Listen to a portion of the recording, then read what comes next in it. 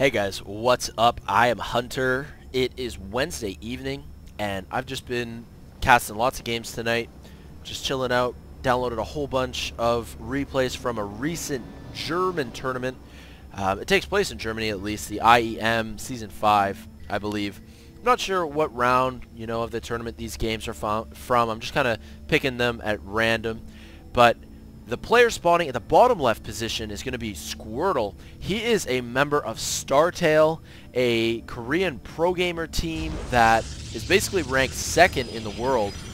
I just casted a game from Starcraft Ace, so this is going to be his teammate Squirtle.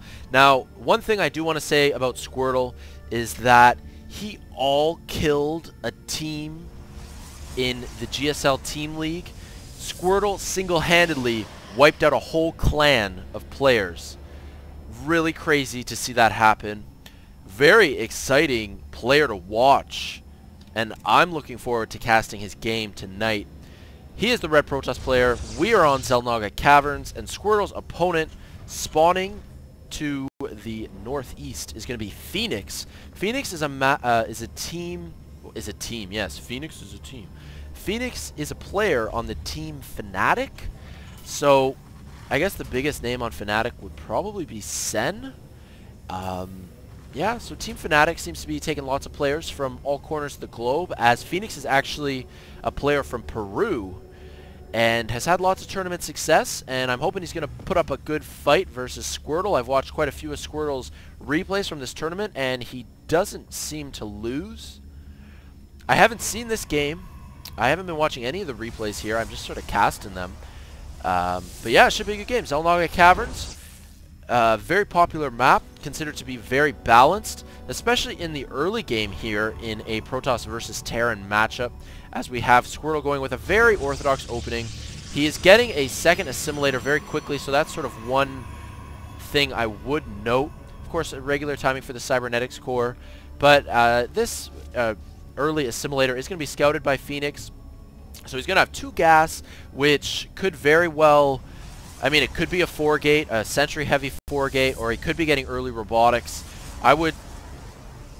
From my observant standpoint as the caster, I would maybe recommend a 3-gate robo opening, just because when you're going up against a Terran player, getting an early robotics facility is very safe, because lots of Terran players love their Banshees. I'm not necessarily saying that's what Fenix is going to do, or that he favors Banshees or cheesy tactics like that, and it definitely doesn't look like it's what he's going to do. He is putting down a very fast command center.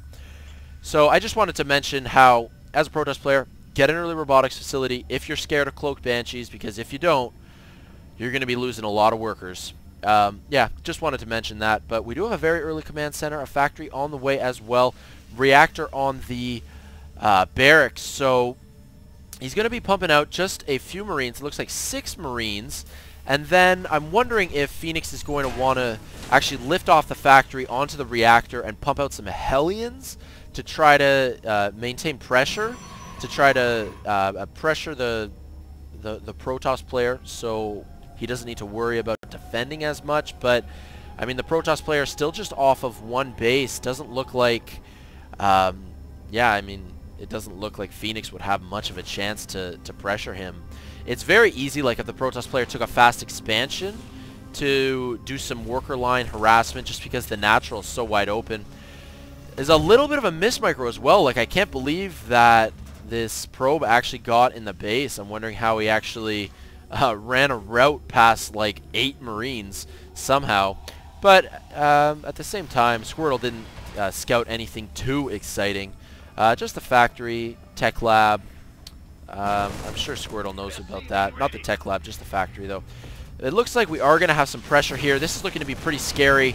A pretty scary attack actually from Squirtle, with 4 stalkers along with a couple sentries. Going to start getting shots off on the orbital command, but pretty good bunker placement. But at the same time, these stalkers can find that sweet spot to get shots off on the orbital without being in range of the bunker. Second bunker going down as well. Proxy pylon, very handy for warping in these units, cutting that rush distance down significantly. May want to target the SCV if at all possible. Squirtle here doing a little bit of damage. Doesn't want to take too much damage. Definitely doesn't want to lose a Stalker if he doesn't have to. But it looks like Fenix is going to stabilize for the moment. This early pressure not doing as much damage as Squirtle would like.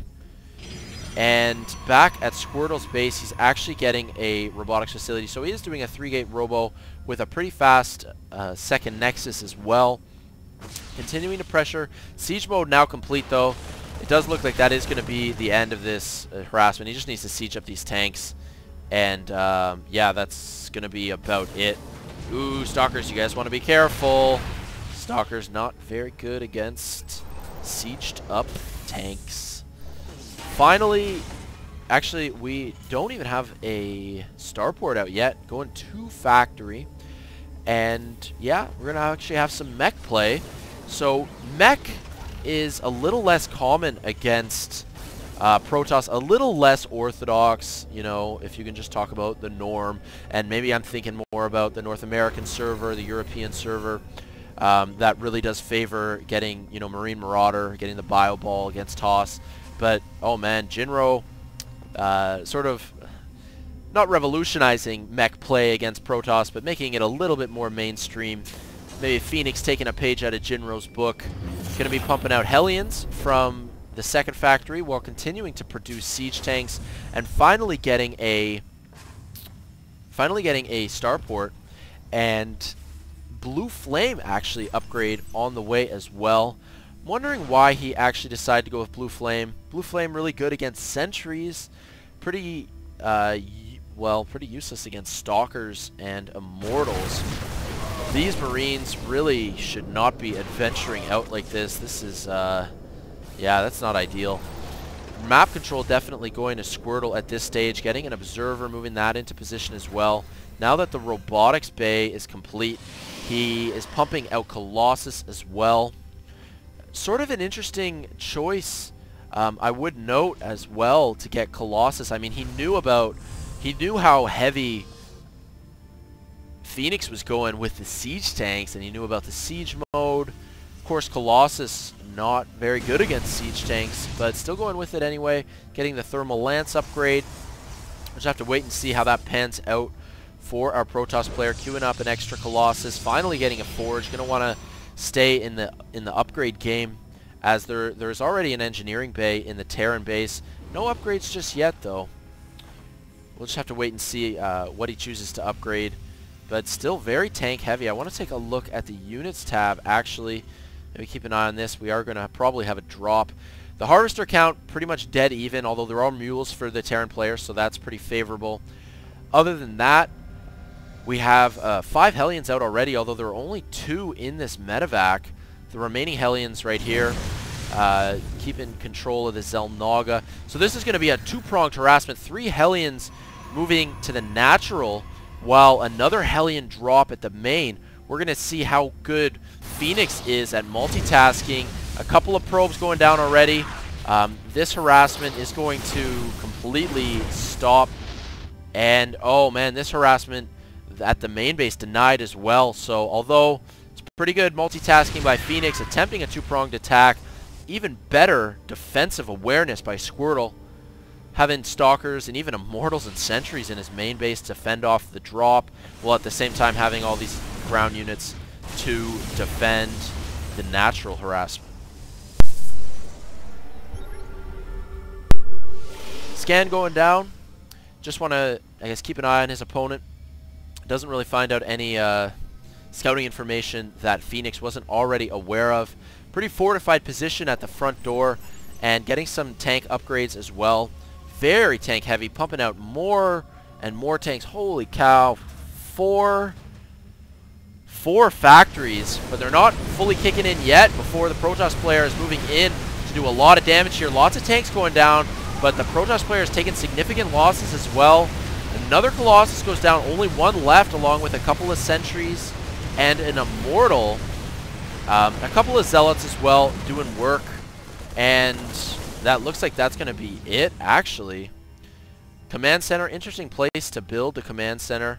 Squirtle does know about it, though, so he knows that Fenix is going to be looking to take a third, so I'm wondering if when Squirtle's going to do the same. It looks like he's got a probe here already, so as soon as he hits 400 minerals, he's going to try to take the gold base, while Phoenix is actually going to take sort of this low ground basin expansion. If this SCV can get sniped, that would be pretty handy. Just delay it a little bit. Wow, that is not a good idea, though. This Colossus here taking lots of unnecessary damage. Was probably just a missed rally point. There's no reason for it to be wandering into the natural base of the Terran player. Keeping an eye on the production tab, we actually have Thors on the way.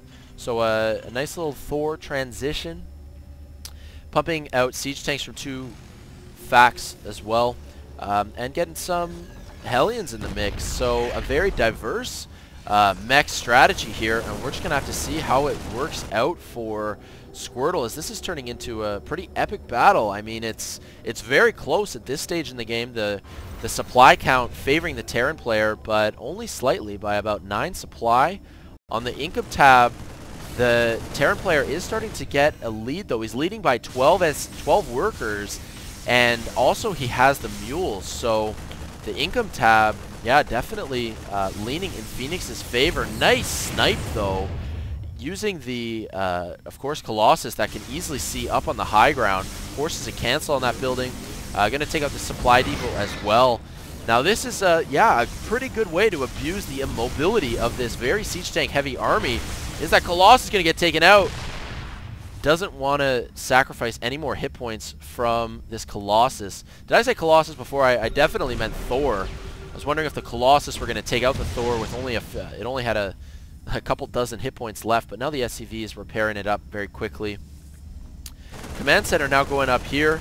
I suppose the command center was denied over. It was denied over there before. We saw just a couple minutes ago the Colossus ball completely denying that command center. So this expansion quite a bit delayed, as the Nexus at the gold base has already arrived. So although the income has been favoring Phoenix thus far, that is going to shift momentarily as the gold base becomes saturated. These Hellions, yeah, a little ill-fated there. Poor guys. Not a good battle going up against 6 Colossus.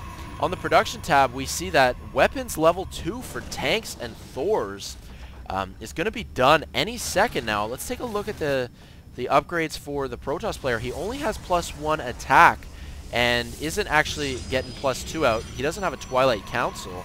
So, yeah, can't get +2 attack even if he wanted it.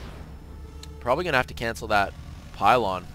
I don't really know what it's doing up there. It does get canceled. Lots of Colossus, but no anti-air. So Phoenix really could benefit from Vikings here. This is an unruly amount of Colossus. 9 Colossus with a nice little ground army to complement them. But just no Vikings. We do have Ghosts out. And these siege tanks now moving up into position. They're going to want to siege up before the Protoss army gets too close. And now it's going to be just about impossible for Squirtle to move in. Oh god, he's going to eat so many siege blasts, but still, these Colossus able to do damage. Got to be careful, guys. Don't want to get too close. Oh, we can see the siege line here. So close. These Colossus, yeah, you don't want to be... Ooh, so many siege blasts. Oh my god, I've never seen Colossus just eat so many siege blasts like this. And that was just not cost effective at all for Squirtle, really. As we can take a look on the units lost tab, Squirtle's resources lost just skyrocketed. Planetary Fortress now complete, but wandering those 9 Colossus into, oh god, it was, yeah, probably, I don't know, how many siege tanks does he have? He's got 7 siege tanks now, so we probably had like 10 or 12 siege tanks before, possibly even more. But yeah, that was kind of a mistake by Squirtle. We'll see how it's going to affect the game from here on out. Keeping an eye, though, on the upgrades. We do have +3 weapons now on the way. Takes 220 game seconds to complete, but we'll be done in a couple of minutes. And these siege tanks just going to do more and more damage. Already at 60 damage versus armored. Going to be at 65 soon. And these Hellions doing a lot of harassment at the same time. these Colossus doing work on the production facilities. And as a Terran player, you can't lose your production facilities. Oh man, forced to lift off all the factories. So we're going to see a big sort of bankroll line up for our Terran player Fenix, as he just can't produce siege tanks, he can't produce Thors. He's going to have all this money in the bank, and that really is not where you want it. You want to be investing your money. You do not want to have such a surplus of minerals and gas at this stage. Stalker's now moving in, going to harass. Oh, and takes out that Ghost. Very nice. Ghost, of course, very expensive units. Ooh, and before the siege tanks siege up, the Colossus do get a couple of sort of beaming volleys off and continuing to do work in the main base, taking a couple shots at the engineering bay. Might want to go for the Ghost Academy at the same time. Phoenix now getting assaulted at his gold base. Squirtle here doing a lot of damage, but he is fully committed, these Colossus now. I mean, he can't really fall back anymore, although the siege tanks that were once on the low ground have vacated. And Squirtle now just going to be eating volley after volley from this one Viking. This Viking is going to, you know, not too concerned. Must be feeling like quite a baller, taking out Colossus after Colossus. And yeah, not having to worry about any anti-air. But I mentioned it before, the Vikings just so late. I mean, Squirtle has been blatantly like mass producing Colossus, and to not have really any strong counter for that is a mistake for Phoenix. But these Colossus going to get cleaned up now. Squirtle has lost a ton of units. I'm really want to keep an eye on the units lost tab. At this point, given all the buildings that have gone down, all the production facilities, and the harassment of those Colossus, the Terran player Phoenix now has fallen behind. He's lost quite a few resources of units, worth of units, about 2,500 or so more than Squirtle. Now even getting harassed from the low ground, Squirtle can keep an eye on the mineral line with the Observer. Squirtle has this Xel'Naga tower on lockdown as well. I really like the use of this sensor tower, of course, knowing exactly where the Protoss army is.